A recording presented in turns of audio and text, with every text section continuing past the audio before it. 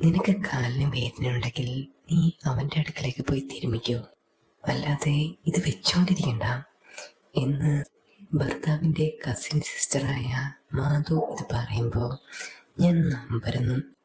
അയ്യേ ചേച്ചി, എന്താ അത്? എനിക്കവിടെയൊന്നും പോകാൻ വയ്യ. അവിടെയൊക്കെ പോയി ആരെങ്കിലും കണ്ടാൽ, പിന്നീട് എന്തെങ്കിലും അറിഞ്ഞു കഴിഞ്ഞാൽ പിന്നെ അത് മതി നമ്മുടെ ലൈഫ് പോകാൻ. അയ്യേ, നീ എന്താ ഇങ്ങനെയൊക്കെ പറയുന്നേ? ഒന്ന് തിരുമിക്കുന്നതാണോ അത്ര വലിയ കാര്യം? എനിക്കത് വലിയൊരു മോശം കാര്യമായിട്ടൊന്നും തോന്നിയിട്ടില്ല എന്ന് മാധു അത് പറയുമ്പോൾ ഞാൻ വീണ്ടും ഒന്നമ്പരന്നു. അല്ല മാധു, അയാളൊരു പുരുഷനല്ലേ? ഏതെങ്കിലും സ്ത്രീകളുണ്ടെങ്കിൽ ഞാൻ അങ്ങോട്ട് പോയേക്കാം, അതല്ലേ നല്ലത്. പെട്ടെന്ന് ഞാനത് പറയുന്ന കേൾപ്പോൾ മാധു പെട്ടെന്ന് എൻ്റെ അടുത്ത് പറഞ്ഞു, എൻ്റെ പൊന്നു കുഞ്ഞെ, ഈ ഒരു കാര്യത്തിലും നീ ജെൻഡർ വ്യത്യാസം കാണിക്കല്ലേ. നിനക്ക് കംഫർട്ടായുള്ള പ്ലേസ് എവിടെയാണോ അവിടെ പോകുക, അല്ലാതെ ഇതൊക്കെ നോക്കിയിരുന്ന അങ്ങനെ നടക്കുന്ന കാര്യങ്ങളാണോ? നിനക്ക് താല്പര്യം ഉണ്ടെങ്കിൽ പോകും, ഇല്ലെങ്കിൽ പോകണ്ട.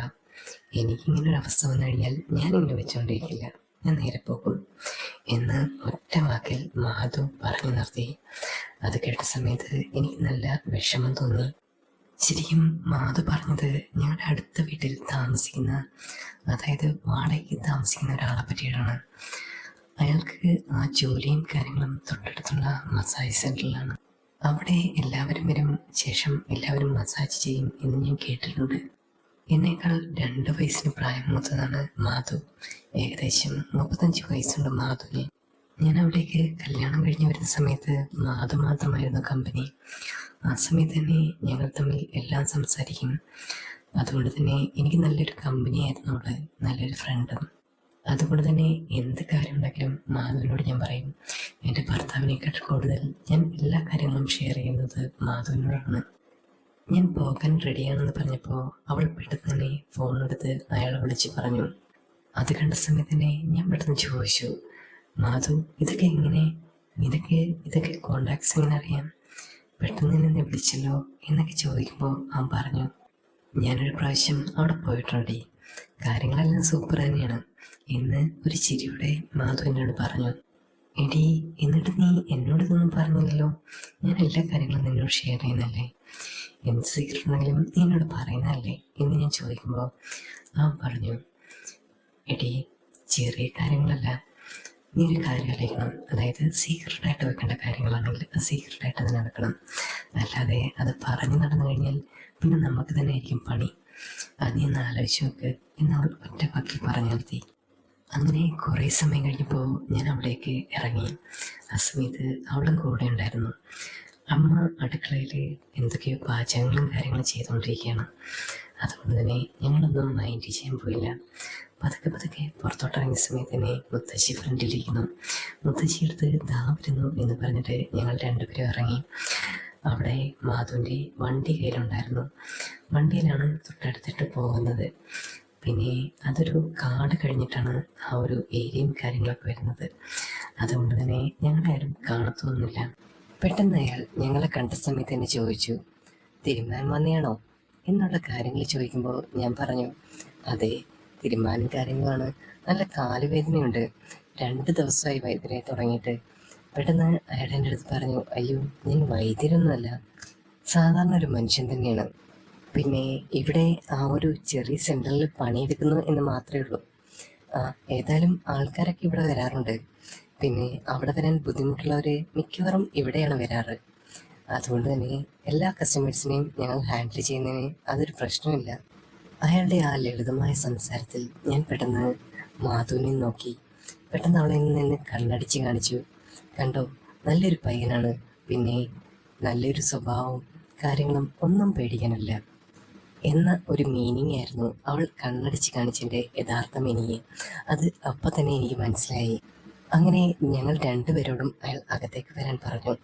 പറയുന്ന സമയത്ത് ഞാൻ മാധുവിൻ്റെ കയ്യിലൊന്ന് നുള്ളി. ശേഷം ഞങ്ങൾ 2 പേരും അകത്തേക്ക് ചെന്നു. അപ്പം തന്നെ കുടിക്കാൻ എന്താ വേണ്ടേ എന്ന് ചോദിച്ചു. പെട്ടെന്ന് ഞങ്ങളൊന്നും പറഞ്ഞില്ല. ആ സമയത്ത് സംഭാരമായി കഴിഞ്ഞാൽ കുഴപ്പമുണ്ടോ എന്ന് ചോദിച്ചു.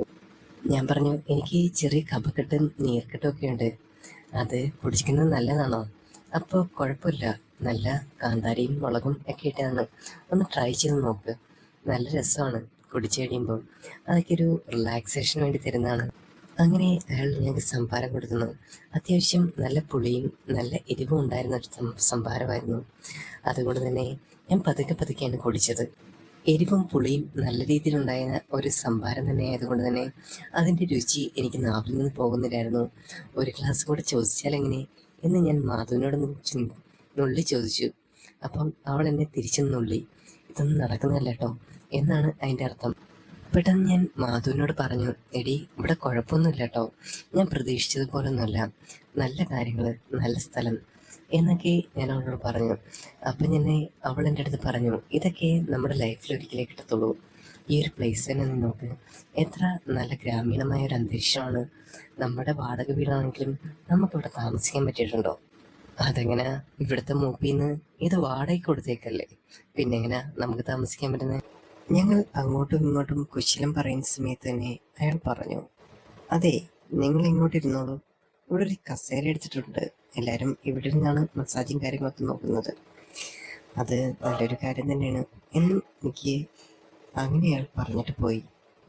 പെട്ടെന്ന് മാധുവിനെ ഒന്ന് നോക്കി ശേഷം അവൾ പറഞ്ഞു, നീ വേണമെങ്കിൽ അങ്ങോട്ട് കയറിയെന്നോളൂ, അവിടെയാണ് എല്ലാവരും വന്നിരിക്കാറ്.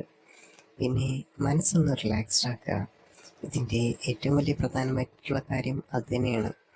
വേദന മാറുന്നു എന്നുള്ള രീതിയിലല്ല, നമ്മുടെ മനസ്സിനെ ഒന്ന് റിലാക്സ് ആക്കാൻ വേണ്ടിയിട്ടാണ് ഇങ്ങനെയുള്ള കാര്യങ്ങളും തെറാപ്പികളും. അതൊക്കെ നമ്മളൊന്ന് അന്വേഷിക്കണം. അങ്ങനെ അത്രയും പറഞ്ഞുകൊണ്ട് മാധു പുറത്തേക്ക് പോയി. ശേഷം അയാളും ഞാനും മുറിക്കകത്തുണ്ടായിരുന്നു. ആ സമയത്ത് തന്നെ അയാൾ ചെയറിലേക്ക് ഇരിക്കാൻ പറഞ്ഞു. ഞാൻ ചെയറിലേക്ക് ഇരുന്നു. ശേഷം അയാൾ കുറേയധികം ഓയിൽ കൊണ്ടുവച്ചു. അതിൽ ഡിഫറെൻ്റ് ആയിട്ടുള്ള ഓയിൽസ് ഉണ്ടായിരുന്നു. പെട്ടെന്ന് അയാളെ ഓരോന്നെടുത്ത് കാണിച്ചിട്ട് ഇതിലേത് വേണം എന്ന് ചോദിച്ചു. അങ്ങനെ ചോദിക്കുന്ന സമയത്ത് തന്നെ ഞാൻ പറഞ്ഞു, എനിക്കിതിനെ പറ്റിയിട്ടൊന്നും അറിയില്ല, ഏതാണെന്നുണ്ടെങ്കിലും ഞാൻ അഡ്ജസ്റ്റ് ചെയ്യാൻ റെഡിയാണ് എന്ന് പറയുമ്പോൾ ആൾ പറഞ്ഞു, അത് കുഴപ്പമില്ല മാഡം, അങ്ങനെയുള്ള കാര്യങ്ങളൊക്കെ ഞങ്ങൾ നോക്കിക്കൊള്ളാം, പിന്നെ ഓരോ കാര്യങ്ങളും ഞങ്ങൾ ചോദിച്ചിട്ട് ചെയ്യത്തുള്ളൂ. അങ്ങനെ പറഞ്ഞുകൊണ്ട് ആള് ഓരോ കാര്യങ്ങളും പറയാൻ തുടങ്ങി. മസാജ് ചെയ്യുന്ന സമയത്ത് പല പല ഓയിൽസ് ഉണ്ടായിരുന്നു.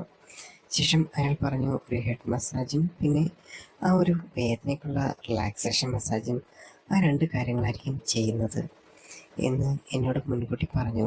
ഞാൻ പറഞ്ഞു, അതൊക്കെ കുഴപ്പമില്ല, ഞാൻ ചെയ്തോളാം എന്ന് അയാളോട് ഞാനും തിരിച്ച് മറുപടി പറഞ്ഞു. അങ്ങനെ പുള്ളി ആദ്യം ഒരു ഹെഡ് മസാജ് ആയിരുന്നു. അത് പെട്ടെന്ന് നമ്മൾ ഉറങ്ങിപ്പോകുന്ന പോലെ ഫീൽ ചെയ്തു. ശേഷം അയാൾ എൻ്റെ അടുത്ത് പറഞ്ഞു, ധൃതിയൊന്നും കൂട്ടണ്ട മാഡം, നമുക്ക് ആദ്യം പതുക്കെ പതുക്കെ ഓരോ സ്റ്റെപ്പ് ബൈ സ്റ്റെപ്പായിട്ട് നോക്കാം, അതാണ് എല്ലാവരും നോക്കുന്നത്.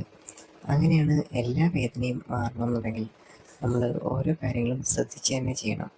പിന്നെ ഇവിടുന്ന് കിട്ടുന്ന ആ ഒരു കാര്യങ്ങൾ മാത്രമല്ല, വീട്ടിൽ ചെന്നിട്ടാലും ചെറിയ ചെറിയ മെഡിസിൻസ് ഉണ്ട്, അത് വേണം കണ്ടിന്യൂ ചെയ്യണം എന്ന് അയാൾ പറഞ്ഞു. അങ്ങനെ ഓരോ സമയത്തും ആൾ എനിക്ക് നല്ല രീതിയിൽ മസാജ് ചെയ്ത് തന്നു. ഞാൻ വളരെ ഹാപ്പിയായിരുന്നു. ആ സമയത്ത് തന്നെ മാധവൻ്റെ അടുത്ത് വന്നിട്ട് ചോദിച്ചു, എടി എങ്ങനെയുണ്ട്? ഞാൻ പറഞ്ഞു, കുഴപ്പമില്ലടി, അത്യാവശ്യം ഓക്കെയാണ്, ആൾ നല്ല ഫ്രണ്ട്ലിയാണ്, നമ്മൾ വിചാരിച്ചത് പോലല്ല. പിന്നെ എനിക്ക് ആ ഒരു ടെൻഷനും കാര്യങ്ങളൊക്കെ ഇപ്പം മാറിക്കിട്ടി. പെട്ടെന്ന് എൻ്റെ മുഖത്ത് നോക്കി മാധു ചിരിച്ചു. ഇതെങ്ങാനും നമ്മുടെ വീട്ടിലറിഞ്ഞാലുള്ള സ്ഥിതി അറിയാലോ, ഉണ്ടായിരുന്നു കേട്ടോ എന്ന് പറഞ്ഞു. പെട്ടെന്ന് ഞാൻ മാധുവിനോട് ചോദിച്ചു, ആ നീ എനിക്ക് കൂട്ടുണ്ടല്ലോ, അപ്പം പിന്നെ പേടിക്കാനൊന്നുമില്ല എന്ന് ഞാൻ അവളോട് പറയുമ്പോൾ അവൾ എന്നെ നോക്കി. ശേഷം ഞങ്ങൾ രണ്ടുപേരും കൂടെ ആ ഒരു കാര്യങ്ങളെല്ലാം കഴിഞ്ഞ് പുറത്തേക്ക് ഇറങ്ങി. ആ സമയത്ത് മാധു എൻ്റെ അടുത്ത് പറയുന്നുണ്ടായിരുന്നു, എടി നമ്മുടെ സന്തോഷം നമുക്ക് മാത്രമേ അറിയുള്ളൂ, നീ ഓരോ കാര്യങ്ങളും ചെയ്യുന്ന സമയത്ത് അത് നല്ല രീതിയിൽ മനസ്സിനെ തൃപ്തമാക്കുക, അല്ലെന്നുണ്ടെങ്കിൽ നമ്മുടെ ലൈഫ് മറ്റൊന്നും ബോറിങ്ങായിട്ട് തോന്നും. അപ്പോൾ ഈ ഒരു കാര്യങ്ങളൊക്കെ നീ ശ്രദ്ധിക്കണം എന്ന് മാധു എന്നെ ഒന്ന് ഉപദേശിച്ചു. അങ്ങനെ എല്ലാ ദിവസത്തെയും പോലെയും ഈ ഒരു ദിവസം കടന്നുപോയി. പക്ഷേ ഈ ഒരു ദിവസത്തിന് ആകെ ഒരു പ്രത്യേകത ഉണ്ടായിരുന്നുള്ളൂ. എനിക്ക് ഞാൻ ആഗ്രഹിച്ച പോലൊരു മൊമെൻറ്റ് അതെനിക്ക് കിട്ടുകയുണ്ടായി. ഞാനത് പറയുകയും ചെയ്തു. അങ്ങനെ ഞങ്ങൾ ആ ഒരു സ്പായിൽ നിന്നിറങ്ങി. ആ സമയത്ത് എൻ്റെ മനസ്സും അവിടെ തന്നെ ഉണ്ടായിരുന്നു. ഒരിക്കലും കിട്ടാത്ത ചില മൊമെൻറ്റ്സും കാര്യങ്ങളൊക്കെ അത് മാധുവായിട്ട് ഞാൻ എൻജോയ് ചെയ്യുന്നുണ്ട്. അതിലൊന്നായിരുന്നു ഇതും. അങ്ങനെ ഈ ഒരു കഥയുടെ സമാഹാരം ആരംഭിക്കുകയാണ്. ഇനിയൊരു കഥ അടുത്ത ആ ഒരു ലക്കത്തിൽ പറയുന്നതായിരിക്കും. അപ്പം എല്ലാവരും സപ്പോർട്ട് ചെയ്യുക, ലൈക്ക് ചെയ്യുക, സബ്സ്ക്രൈബ് ചെയ്യുക. എന്തെങ്കിലും കാര്യങ്ങളോ റെക്കമെൻഡേഷനോ ഉണ്ടെങ്കിൽ കമൻറ്റ് ബോക്സിൽ രേഖപ്പെടുത്താവുന്നതാണ്. അപ്പോൾ എല്ലാവർക്കും ശുഭരാത്രി.